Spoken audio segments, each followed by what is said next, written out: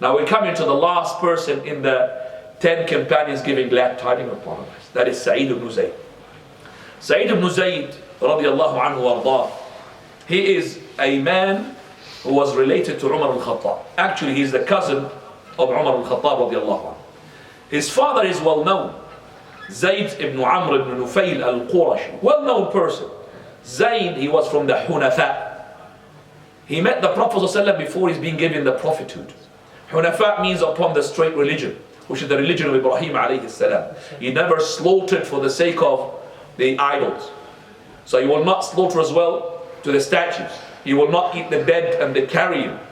And he will not eat the blood. And he used to say, Quraysh, oh Quraysh, by Allah, I will not anything that is being slaughtered to other than the sake of Allah.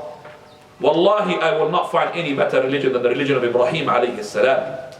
His father is the one who used to prevent those killing of the little girls. You know, the Quraysh used to kill the little girl, bury her alive. So he comes, that is Zayd ibn Amr ibn Nufayl, to the Qurayshi person, and he will say, and he will take her from him, and he will look after her. Then after she grows up, he will say to his father, if you want, you could take her, and if you don't want, keep her with me, I will suffice her. So he used to prevent those people who are killing the girls when they are alive, because when they are being given glad tidings of a girl, and his wife is giving girl, he will have his black face and dark face, and he's shy to show his face in the front of the people. He wants a boy, and they used to kill it. Al-Wa'd used to call it, kill it.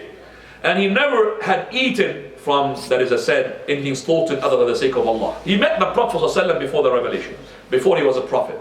So he heard about the Prophet of Allah does not eat as well from those things which are slaughtered to other than the sake of Allah. So he had given him some food. So he said, verily, I don't eat that, the Messenger of Allah. Because he thought that the Prophet maybe he will eat it.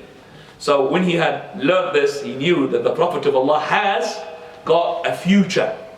So he used to say, radiallahu anhu, I would say, rahimahullah, his father, he used to say to the people, the sheep, Allah subhanahu wa ta'ala created it. And he had given it the rain from the heavens.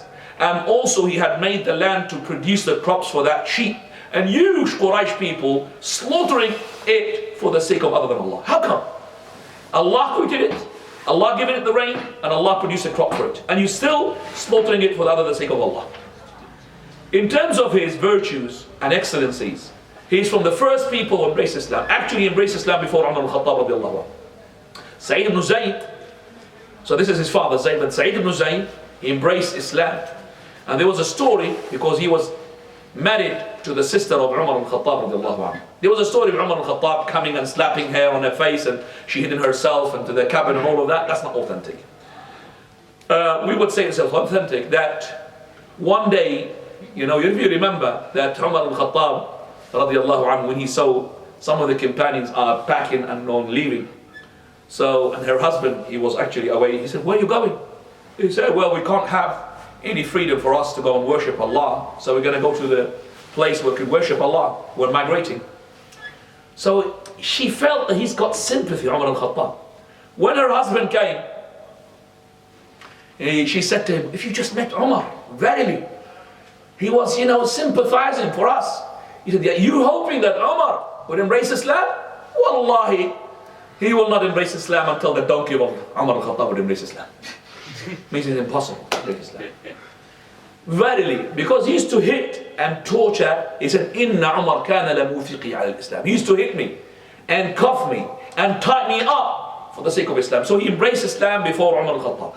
So he is from the Sabiqin al-Awwalin. And he was tortured and persecuted for the sake of his Islam. The Prophet of Allah testified for him to be in the Jannah. He named 9, he said, and then he said, and I'm not going to name the 10th. They asked him, who is the 10th? He said, it's me, Sa'id ibn Zayd, from the 10 companions, giving glad tidings of paradise. Also mentioned in the hadith of the Shuhada, Ghar Hira, when it shook, he said, on top of you, a martyr. And he was from the martyrs.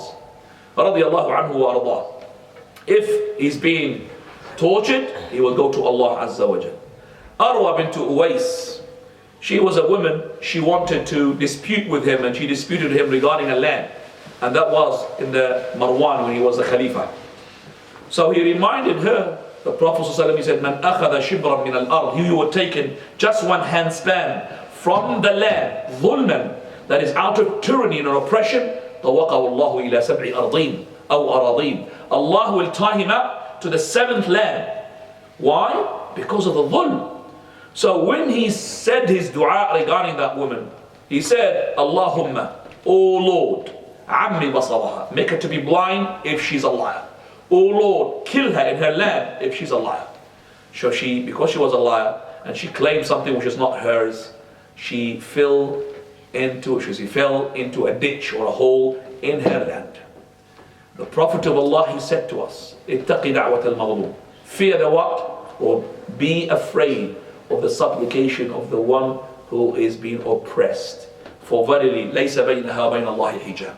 There is no hijab, a barrier between the supplication of the one that you have oppressed and between it and Allah subhanahu wa ta'ala. He said, تَصْعَدُ إِلَى السَّمَاءِ كَأَنَّهَا شَرَارًا. This supplication of the oppressed person will go to Allah just like a spark. ثَلَاثٌ تُسْتَجَابُ لَهُ دَعْوَتُهُ. 3 supplications will definitely be fulfilled. Al-Walid, that is the father, Al-Musafir, the traveler, and Al-Madlum, that is the one who is under oppression.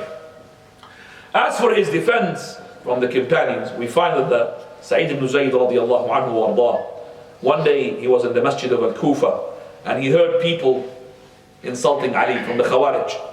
So he said to him and said to the people around, how can you let them swear and insult the companions and you don't say anything? For I heard the Prophet sallallahu alaihi wasallam, and I'm not going to lie upon the Prophet of Allah when he said those are in Jannah, and he counted Ali ibn Abi Talib one of them. Wallahi, for a person to be with those people, with one of those people, the companions, and it is better for him than if he's been working and making umrah, and he's making, even if he had the lifespan of Nuh alayhi salam and he's making jihad, it is not going to be as better as being with one of those companions. Prophet of Allah said, La tasubbu ashabi, don't insult my companions. Verily, if a person has to spend in charity the mountain of Uhud in gold, he will not reach the same reward if a person spent just a handful of barley in terms of reward. Those people, if they spend hard barley, just a handful like this, is better than you spending the mountain of Uhud in gold. That's how the companions they were. Radiallahu anhu wa ardah. La'an Allahu man sabba ashab.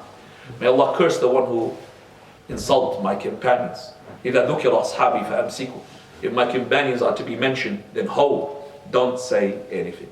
And this is the end of Sa'id ibn Zayd radiallahu anhu. And as I said, I only mentioned the authentic ones. So we have mentioned now 2 companions. The last one, Talha ibn Ubaydillah and Sa'id ibn Zayd. Now we finished the 10 companions who are giving glad tidings of paradise. Let's mention them again. Abu Bakr and Umar and Uthman and Ali, the 4 Khalifa, rightly hand Khalifa.